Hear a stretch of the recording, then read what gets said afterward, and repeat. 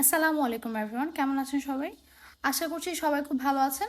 আজকে আমি তৈরি করে দেখাবো পাকা আমের জুস। আর এই জুসটাকে যদি পাকা আমের জুস না বলে বলি ম্যাঙ্গো ফ্রুটিকা, ফ্রুটো অথবা ফ্রুটি, তাহলে সবচেয়ে বেশি ভালো হয়।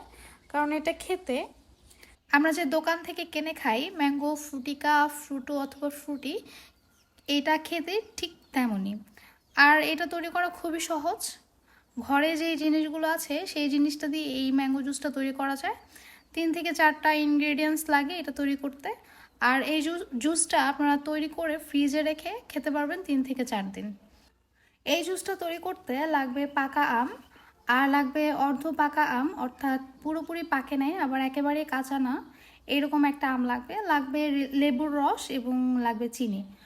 আমি পাকা আম নিয়েছি 3টা, আর পাকা আমগুলো কেটে আমি এখন দিয়ে দেব সেদ্ধ করার জন্য। আর এখানে দিয়ে দেব একটা কাঁচা আম, অর্থাৎ 3টা পাকা আমের জন্য একটা অর্ধ কাঁচা আম লাগবে।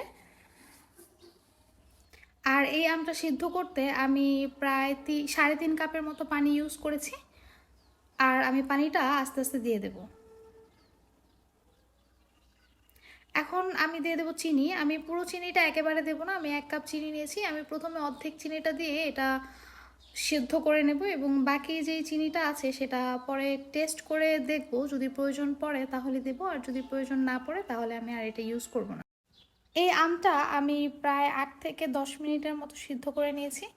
এখন এটাতে আমি বাকি যেই চিনিটা আছে সেটা দিয়ে দেবো। আমি টেস্ট করে দেখেছিলাম চিনিটা একটু কম হয়েছে, তাই আমি বাকি যেই চিনিটা আছে সেটা দিয়ে দেবো। এটাকে আর একটু জাল করে আমি দিয়ে দেব লেবুর রস। আমি এখানে 2 টুকরো লেবুর রস ইউজ করেছি। যদি আমি চায়ের চামচ দিয়ে বলি তাহলে বলবো 2 চা চামচ লেবুর রস আমি এখানে দিয়েছি। এখন এটাকে আমি ঠান্ডা করে ব্লেন্ডারে ব্লেন্ড করে নেব এবং ব্লেন্ডারে ব্লেন্ড করার পর আমি এটা একটা স্ট্রেনারের সাহায্যে ছেঁকে নেব।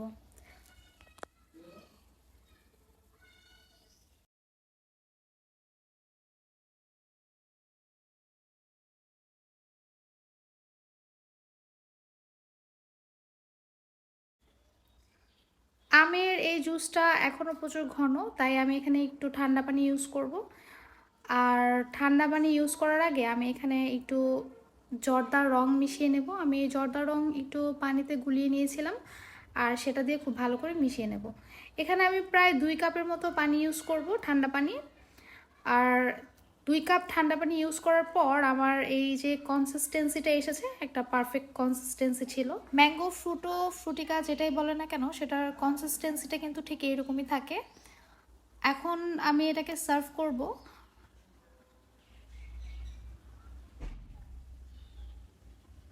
এটা কালারটা কিন্তু খুবই সুন্দর এসেছে এবং কনসিস্টেন্সিটা একদমই ম্যাঙ্গো ফ্রুটিকা, ফ্রুটো এগুলোর মতোই ছিল, আর খেতে ছিল অসাধারণ। এটাকে ফ্রিজে আপনারা প্রিজার্ভ করতে পারবেন 3 থেকে 4 দিন। আর এটা সবচেয়ে বেশি ভালো হয় ঠান্ডা করে তারপর খেলে, কারণ জুস কিন্তু ঠান্ডাই ভালো লাগে। প্রিয় দর্শক, আমার এই ভিডিওটি ভালো লেগে থাকলে অবশ্যই আমাকে জানাবেন এবং আপনারা অবশ্যই এটা বাসায় ট্রাই করবেন, যেহেতু চারদিকে এখন পাকা আমের মোমো ঘ্রাণ ছুটে গেছে। আর এই সময় যদি পাকা আমের জুস তৈরি করে না খান তাহলে কিন্তু এটা ঠিক যায় না। আর আমার রেসিপিগুলো আপনাদের কেমন লাগলো সেটা অবশ্যই আমাকে জানাবেন এবং আমার চ্যানেল সাবস্ক্রাইব করে আমার পাশে থাকবেন। ধন্যবাদ।